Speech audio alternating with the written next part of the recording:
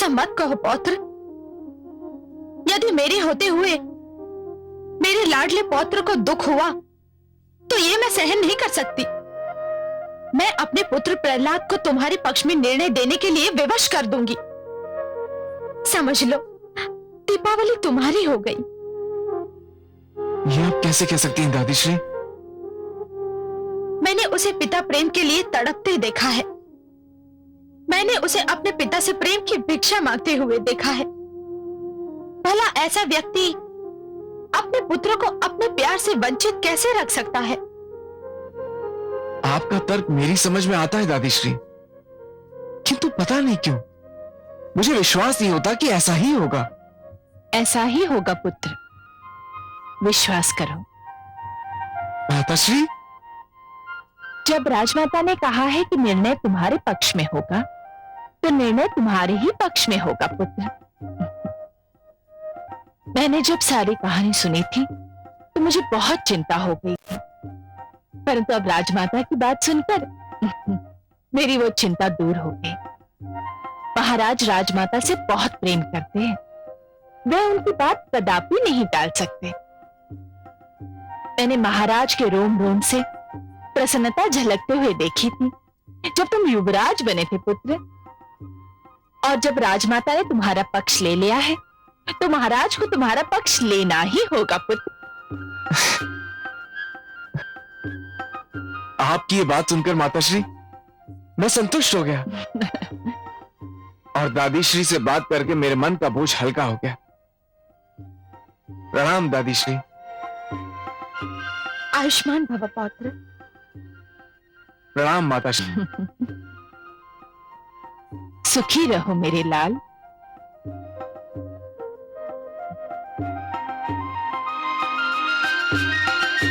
अपने लाडले पौत्र के मुख पर चिंता की लकीरें देखकर मैं तड़प उठी थी पुत्रवधू।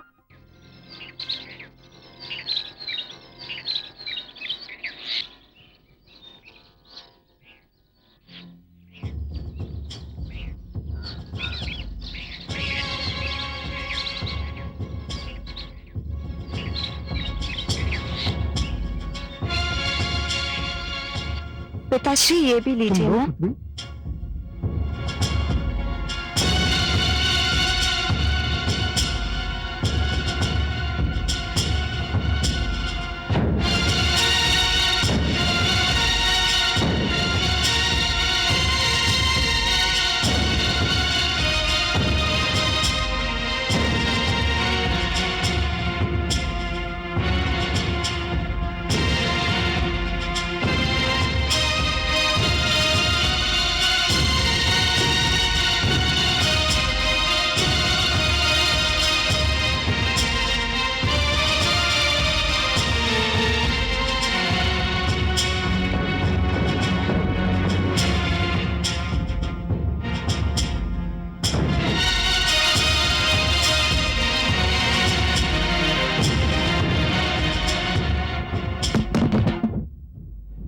कौन है? पिताश्री, मैं देखती हूँ।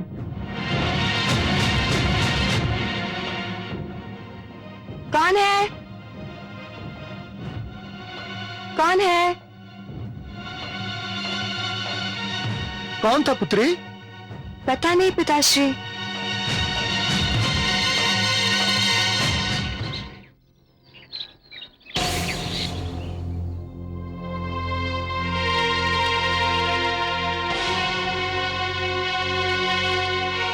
सुना है मेरे पिताश्री तुमसे मिलने आए थे। तुमने सत्य सुना है मित्र, तुम्हारे पिताश्री मुझसे मिलने आए थे। क्यों? मुझसे यह पूछने के लिए कि दीपावली को तुम्हारे अथवा मेरे लिए चुनने के लिए उन्हें अपना न्यायाधीश बनना मुझे स्वीकार है या नहीं। तो तुमने क्या कहा? मैंने उनसे कहा कि मुझे उनका न्यायाधीश बनना स्वीकार है। मुझे तुमसे सहानुभूति हो रही है ऋषि पुत्र। क्यों? क्योंकि ऐसा करके मानो तुमने आत्महत्या कर ली हो। अर्थात तुम नहीं जानते मेरे पिताश्री अपने मन में मेरे प्रति कितना स्नेह रखते हैं। वो मेरे विरुद्ध कदापि निर्णय नहीं देंगे।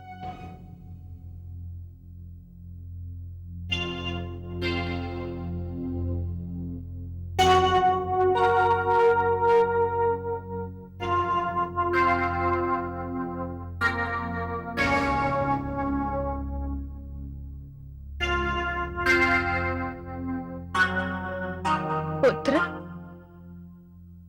माते आप। प्रणाम माते। आयुष्मान भव पुत्र। आपने क्यों कष्ट किया माते? कोई कार्य था तो मुझे बुलवा लिया होता। मैं तुमसे कुछ मांगने आई हूँ पुत्र। आप मेरे प्राण मांग लीजिए माते। मेरा जीवन तो आपके प्रेम का दिया हुआ दान है। आपके लिए मेरे प्राण भी चले जाएं तो भी मैं यही समझूंगा कि मेरा पुत्र धर्म अभी पूरा नहीं हुआ। ईश्वर ना करे मैं अपने प्रिय पुत्र से उसके प्राण मांगू, परंतु मैं तुमसे जो मांगने आई हूं वह तो तुम्हें देना ही पड़ेगा पुत्र। मैं तुमसे तुम्हारे प्राण प्रिय के लिए कुछ मांगने आई हूं। आदेश दीजिए माते, क्या चाहती हैं आप? अपने पौत्र के मन का सुख और उसके प्रेम की रक्षा। अर्थात यही कि मेरा पौत्र विरोचन ऋषि वत्स की पुत्री दीपावली के प्रेम में उतावला हो रहा है। यदि उसे दीपावली न मिली तो उसका सुख छीन जाएगा।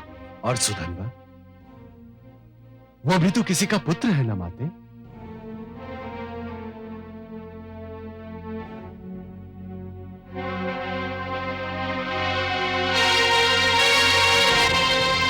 उलझ गया। मेरा पुत्र एक बार फिर विकट समस्या में उलझ गया। कौन उलझ गया महादेवी? मेरा प्रहलाद, और कौन? जब वो बालक था तो समस्याएं उसके सामने एक एक करके आती थी, किंतु अब कई समस्याएं, कई प्रश्न उसके समक्ष नाग के समान फन फैलाए खड़े हैं। न्याय की समस्या, व्यवस्था की समस्या, मर्यादा की समस्या, किसकी सुनेगा वो? महादेवी, आपका पुत्र एक राजा है और इसीलिए वो ब्रह्मा जी की तरह चार मुखों वाला या मेरी तरह चार भुजाओं वाला नहीं है। उसे तो सब कुछ अकेले ही करना पड़ता है।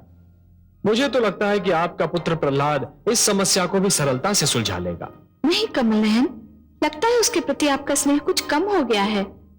हे पद्मनाभ, आप वो नहीं देख रहे जो मैं देख रही हूँ।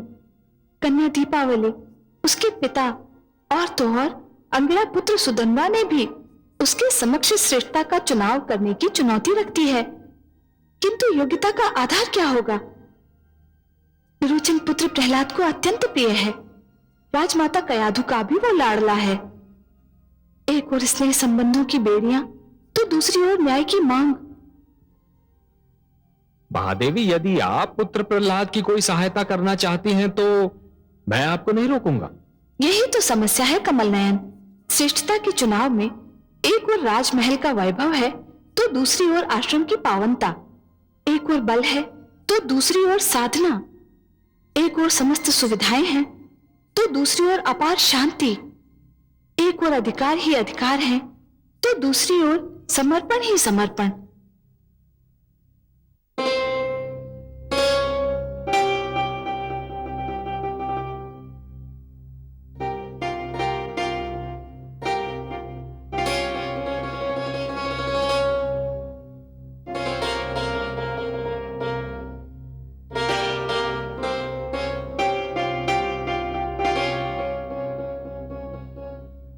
आप अभी तक सोई नहीं महारानी? मैं आपकी प्रतीक्षा कर रही थी स्वामी। आपकी आंखों से मुझे कोई प्रश्न झांकता दिखाई दे रहा है। हाँ स्वामी, आप चाहें तो इसे प्रश्न भी कह सकते हैं, परंतु मेरे लिए एक प्रश्न से अधिक प्रार्थना है। आज सभी संकेतों की भाषा में बात कर रहे हैं। स्वामी, मैं ये पूछना चाहती हूँ कि आपने ऋषिवत्स की पुत्री दीपावली के भविष्य के विषय में क्या सोचा है? परंतु मुझे तो समस्त प्रजा के बारे में सोचना पड़ता है। मैं अपनी प्रजा का संरक्षक हूं। स्वामी, दीप पहले अपने घर में जलाया जाता है, फिर किसी और के। हाँ, परंतु मार्ग पर दिए जलाना भी एक राजा का ही कर्तव्य है। मैं कुछ नहीं जानती स्वामी। आज तक मैंने आपसे कुछ नहीं मांगा। आज पहली बार मैं अपने पुत्र का सुख मांग रही हूं। कृपा कीजिए मुझ पर स्वामी, कृपा करके उसे उसकी दीपावली दे दीजिए। देवी, आप मुझसे उसका सुख मांग रही हैं जिसका दुख स्वयं मेरे लिए असहनीय है। वो मेरा भी पुत्र है देवी। तो फिर संकोच किस बात का है स्वामी? संकोच एक पिता नहीं कर रहा है देवी, संकोच एक न्यायाधीश कर रहा है। मुझे स्वयं दीपावली बहुत प्यारी लगती है। ऐसी प्यारी पुत्र वधू पाने के लिए कौन पिता उत्सुक न होगा? प्रेम मुझे एक ओर खींच रहा है और न्याय मुझे दूसरी ओर, और मैं किसी निष्कर्ष पर नहीं पहुंच पा रहा हूं। मैं जानता हूं कि मैं पुत्र विरोचन का दुख नहीं देख सकता। उसकी आवश्यकता भी नहीं है स्वामी। दीपावली को पुत्र विरोचन के लिए चुनकर आप कोई अन्याय नहीं करेंगे। पुत्र विरोचन ने दीपावली के मन में भी तो घर कर लिया है।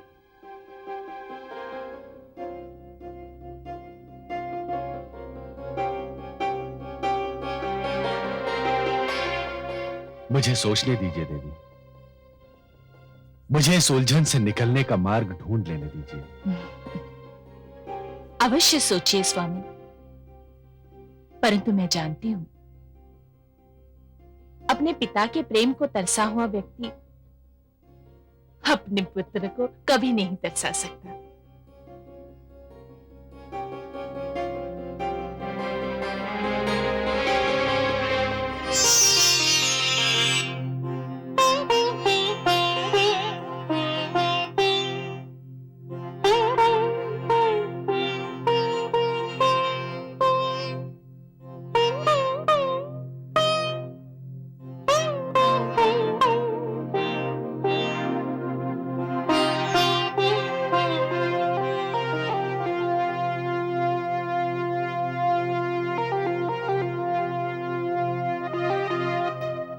क्या बात है महादेवी, किसी गहरी चिंता में लीन हैं आप? हाँ कमल नयन, मैं सोच रही थी कि न्यायाधीश का कार्य उस समय कितना कठिन हो जाता है जब उसके ही परिवार का कोई सदस्य आरोपी के रूप में उसके सामने हो। आपकी चिंता स्वाभाविक है, परंतु यही तो वो घड़ी भी होती है महादेवी जब यह पता चलता है कि न्यायाधीश की न्याय और न्याय प्रणाली पर कितनी आस्था और अटूट विश्वास है। वो न्याय को जीवन और सभ्यता का एक अटूट अंग मानता है या फिर आए दिन होने वाली साधारण घटना? वो कुछ भी माने कमल नयन, किंतु जिस स्थिति में मेरा पुत्र प्रहलाद है उसमें कोई भी हो, उसका असमंजस में पड़ जाना स्वाभाविक है। इसीलिए मैं सोचता हूं कि किसी व्यक्ति के न्यायाधीश बनने के लिए उसके दो रूप होने चाहिए। दो रूप? ये क्या कह रहे हैं आप कमल नयन? दो रूप रखना तो किसी भी व्यक्ति का अवगुण है। वो व्यक्ति ही क्या जो भीतर से कुछ हो और बाहर से कुछ और दिखाई दे। आपकी बात सर्वथा सत्य है महादेवी, सर्वथा सत्य है, परंतु जीवन की कुछ स्थितियों में इस अवगुण को अपनाना भी अनिवार्य होता है, और एक न्यायाधीश के लिए तो अत्यंत अनिवार्य। आप तो पहेलियां बुझाने लगे कमल नयन। कोई पहेली नहीं है महादेवी। न्यायाधीश के न्याय के आसन पर बैठने से पहले और न्यायासन पर बैठने के उपरांत दो रूप होने आवश्यक है। न्याय के आसन पर बैठने के पहले वो व्यक्ति किसी का पिता हो सकता है, किसी का पुत्र हो सकता है, किसी का पति हो सकता है, या फिर किसी का भ्राता। परंतु जैसे ही वो न्यायाधीश के आसन पर विराजमान हो जाता है, उसके सारे नाते टूट जाने चाहिए। उसे केवल न्यायाधीश रहना चाहिए। और यदि ऐसा ना हुआ महादेवी, तो कभी धन के लोभ से या कभी नातों की महत्ता से उसके पांव डगमगाने लगेंगे। न्याय प्रणाली पर भ्रष्टाचार का अधिकार हो जाएगा। धन और नातेदारी तो मायाजाल है महादेवी, भ्रष्टाचार के मुख्य आधार हैं। इस स्थिति में मुझे अपने पुत्र से एक विचित्र प्रकार की सहानुभूति हो रही है। न जाने आगे क्या होने वाला है।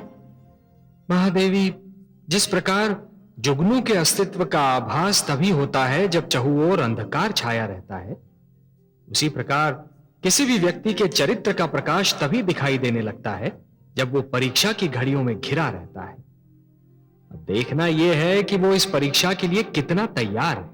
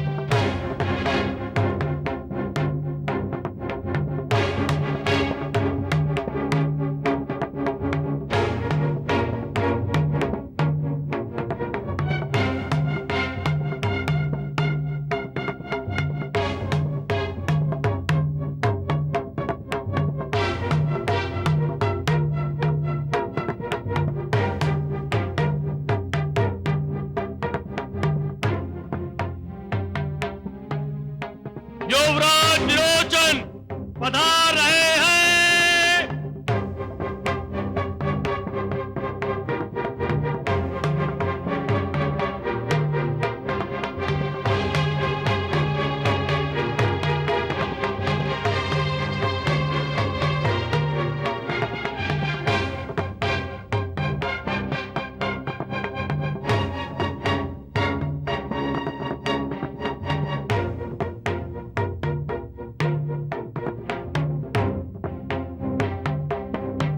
नहीं विरोचन,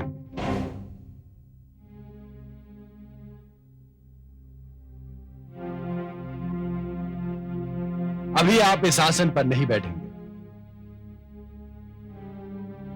जब तक ऋषि वत्स की पुत्री दीपावली के विषय में कोई निर्णय नहीं हो जाता।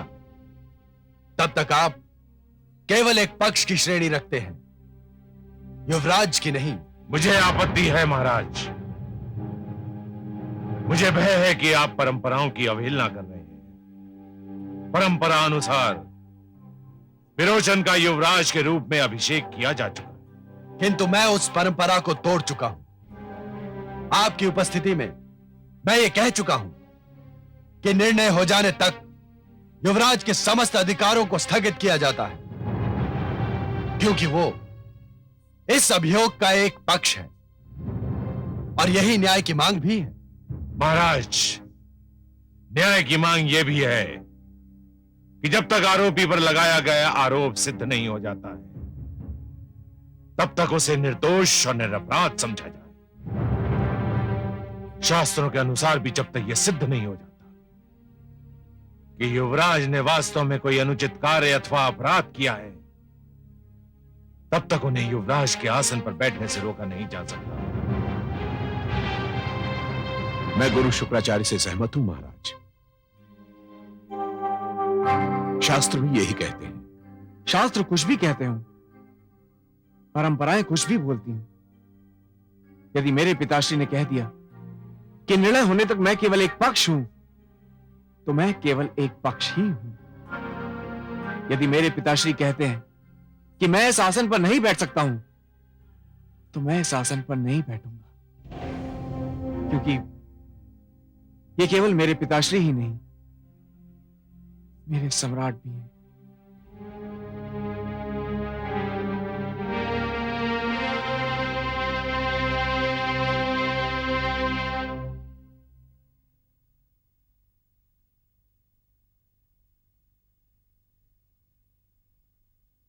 मेरे समक्ष एक जटिल समस्या है। हे महापुरुषों, यद्यपि किसी कन्या के लिए वर का चुनाव केवल उस कन्या का अधिकार है, और ऐसा अधिकार है जिसमें कोई और हस्तक्षेप नहीं कर सकता, परंतु ऋषि वत्स और उनकी सुपुत्री दीपावली ने यह कार्य मुझे सौंप दिया है, क्योंकि दीपावली यह निर्णय नहीं कर पा रही है कि वो अपने वर के रूप में किसको चुने। पुत्र विरोचन, ऋषि पुत्र सुधन्वा, मैं जो भी निर्णय करूं आपको स्वीकार होगा? संपूर्णतः, अक्षरशः निसंकोच महाराज। यह जानते हुए भी कि विरोचन मेरा पुत्र है? ये तो मैं तब भी जानता था महाराज, जब मैंने आपका न्यायाधीश बनना स्वीकार किया था। और तुम्हें राजकुमार विरोचन, क्या तुम्हें भी मेरा निर्णय स्वीकार होगा? मेरे लिए अपने पिताश्री के मुख से निकला हुआ एक एक शब्द ब्रह्म वाक्य के समान है। आपका दिया हुआ निर्णय मेरे लिए आदेश होगा, और आपका आदेश मेरे सिर आंखों पर। धन्यवाद सुधन्वा, धन्यवाद पुत्र। हे उपस्थित सभासदों, प्रश्न यह है कि किसी व्यक्ति को श्रेष्ठ मानने के लिए श्रेष्ठता की कसौटी क्या है? विशेषतः ऐसे में जब एक पक्ष राजकुमार हो और दूसरा एक ऋषि पुत्र। मेरा अनुभव, मेरा अध्ययन यह कहता है कि ऋषि ही श्रेष्ठतम है, क्योंकि ऋषि राज की लालसा, सत्ता के लोभ और धन की इच्छा से मुक्त होता है, जो एक व्यक्ति के लिए यदि असंभव नहीं तो सरल भी नहीं। मैं आपसे सहमत नहीं हूं महाराज। क्यों गुरुदेव? इच्छाओं से मुक्ति प्राप्त कर लेना बड़ी बात है, अवश्य बड़ी बात है, परंतु उससे भी बड़ी बात इच्छाओं के बोझ के साथ जीवन पथ पर चलना और इस प्रकार चलना कि पांव डगमगाने ना पाए, उससे भी बड़ी बात है। राज मुकुट को ठुकरा देना यदि श्रेष्ठता है, तो ये जानते हुए कि राज मुकुट में कांटे भी होते हैं, उसे पहन लेना भी तो श्रेष्ठता का चिन्ह है। राजा होना भी तपस्वी होने से कम नहीं होता। राजा जब केवल अपना ना होकर सारी प्रजा का हो जाता है, तो वो किसी ऋषि से कम महान नहीं रह जाता। और इसका सर्वोत्तम उदाहरण महाराज स्वयं आप हैं।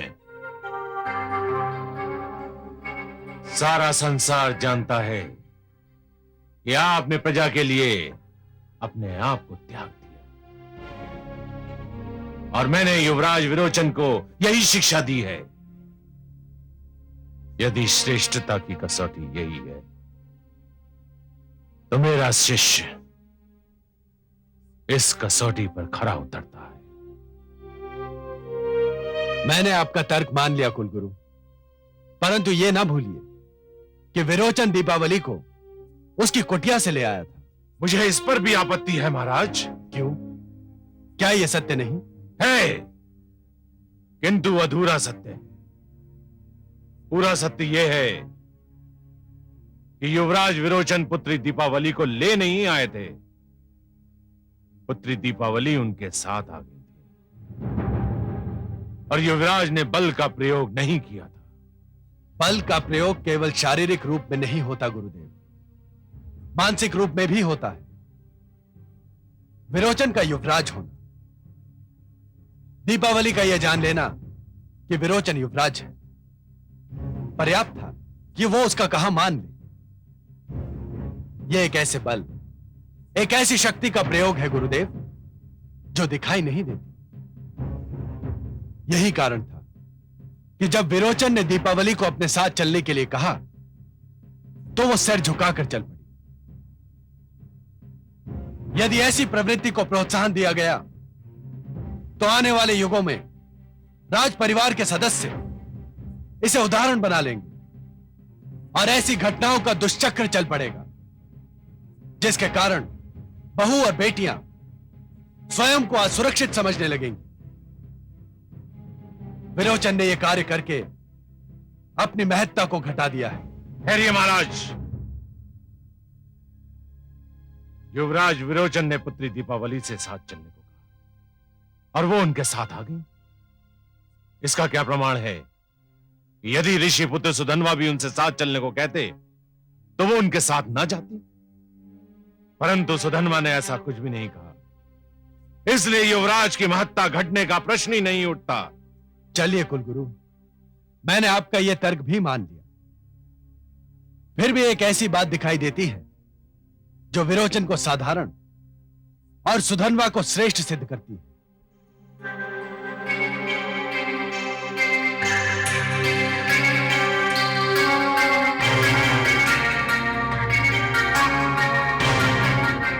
दीपावली विरोचन और सुधन्वा दोनों को भा गई थी और विरोचन उसे अपने साथ ले आया।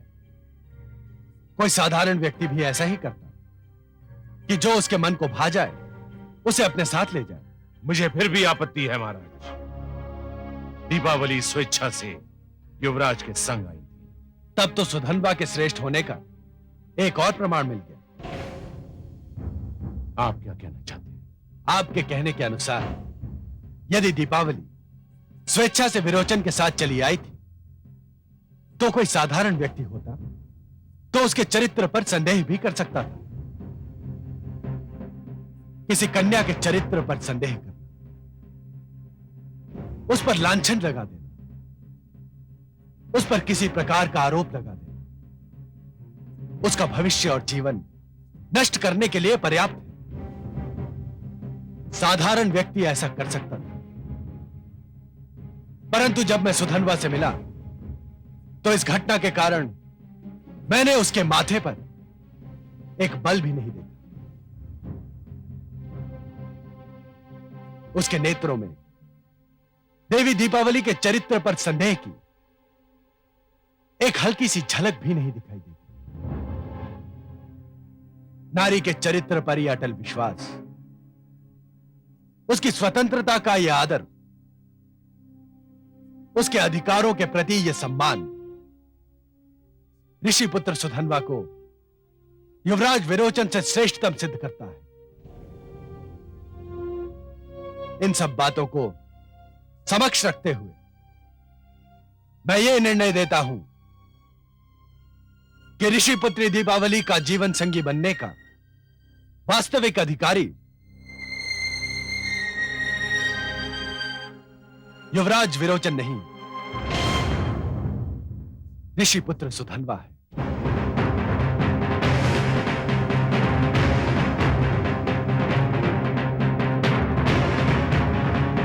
बधाई हो मित्र, बधाई हो।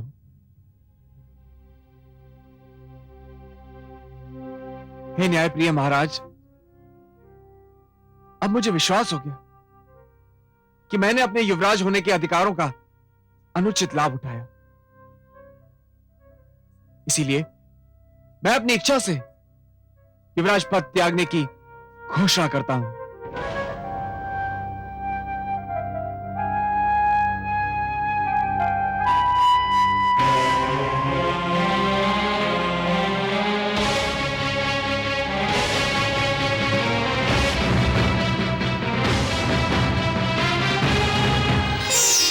कमल नयन, कहिए देवी। धन्य है आपका पुत्र प्रहलाद, धन्य है। आज सारे संसार के साथ साथ मुझे भी उस पर गर्व हो रहा है। और क्यों न हो, जब कोई संतान किसी बड़ी परीक्षा में पूर्ण अंकों से उत्तीर्ण होती है तो माता पिता की प्रसन्नता देखने योग्य होती है महादेवी। हाँ पद्मनाभ, आज प्रहलाद ने जो कर दिखाया उससे आने वाली पीढ़ियां प्रेरणा लेंगी। उसने ये सिद्ध कर दिया कि राजधर्म के समक्ष पितृधर्म, पुत्र धर्म और पति धर्म कुछ महत्व नहीं रखता। न्याय के आसन पर बैठकर राजा केवल न्यायाधीश ही होता है। हाँ महादेवी, आज यदि प्रहलाद ने अपने पुत्र विरोचन के पक्ष में निर्णय दे दिया होता तब भी कोई उस पर अविश्वास नहीं करता, सभी उसे स्वीकार कर लेते। परंतु हमारे पुत्र प्रहलाद ने आज लोगों के उस विश्वास की रक्षा की है जो राजा बनाते समय लोगों ने उस पर किया था। उसने लोगों के विश्वास को टूटने नहीं दिया महादेवी। इस उपलक्ष्य पर मैं उसे बधाई देना चाहती हूँ। तो हम दोनों को चलना चाहिए, चले?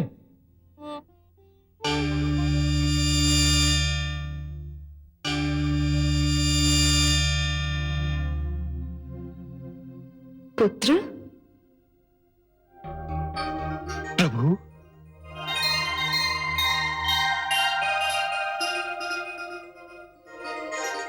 आयुष्मान भव। हे गरुड़ध्वज, हे माता राजराजेश्वरी, आप दोनों यहां? यह मेरा सौभाग्य नहीं तो और क्या है। हम तुम्हें तुम्हारे निर्णय पर बधाई देने आए हैं। माते, मेरे किस निर्णय पर प्रसन्न होकर आप दोनों मुझे दर्शन देने यहां आए? पुत्र प्रहलाद, तुमने जो निर्णय किया वो कोई साधारण कार्य नहीं था पुत्र। हे प्रभु, मैंने तो केवल आपके बनाए गए नियमों का पालन किया है। निस्संदेह पुत्र, निस्संदेह। परंतु फिर भी वो कार्य इतना सरल नहीं था। शालीनता का पूर्ण पालन करने के उपरांत भी तुमने अपने ही पुत्र विरोचन को सुधनवा से अधिक श्रेष्ठ नहीं ठहराया। दोनों की श्रेष्ठता में बहुत सूक्ष्म रेखा थी पुत्र। ऋषिपुत्र के पास तपोबल था जिसका प्रयोग उसने नहीं किया, परंतु तुम्हारा राजपुत्र विरोचन राजबल का प्रयोग कर बैठा। हे प्रहलाद, यह निर्णय करने में तुम्हें अपनी ही माता कयाधु की सारी स्नेह सरिता को भूलना पड़ा होगा। महारानी धृति की सारी याचनाओं को ठुकराना पड़ा होगा। अपने ही पिता होने की भावना को कुचलना पड़ा होगा। हे पद्मनाभ, यही तो राजा का धर्म है। अवश्य पुत्र, अवश्य। अब तक तुम केवल एक भक्त थे, अब धर्मात्मा भी बन गए। यह सारा संसार तुम्हें एक महामानव के रूप में स्मरण करेगा। मांगो पुत्र, मांगो, तुम्हारी जो इच्छा हो मांगो। बस अब और क्या इच्छा होगी। नदी अपनी यात्रा समाप्त कर सागर तक आ पहुंची है और आप उसे वापस मोड़ना चाहते हैं। हां प्रभु, अब तो केवल ज्ञान चाहिए, वैराग्य चाहिए। मैं अपने इन समस्त उत्तरदायित्वों से मुक्त होना चाहता हूं प्रभु। अब तो केवल आपके रूप का, आपके नाम का स्मरण करना चाहता हूं। तथास्तु। परंतु पुत्र, एक निर्णय जो तुमने किया है, मैं चाहता हूं कि तुम उस निर्णय को वापस ले लो। विरोचन को अपने अधिकारों से वंचित मत करो पुत्र। उसका राज्याभिषेक कर दो। अपनी प्रजा के प्रति तुम्हारा यह अंतिम उत्तरदायित्व है। उसका निर्वाह करो और तत्पश्चात संन्यास ग्रहण करो। जैसी आपकी आज्ञा प्रभु। अपने भक्त का प्रणाम स्वीकार करें। माता, अपने पुत्र का प्रणाम स्वीकार करें। आयुष्मान भव।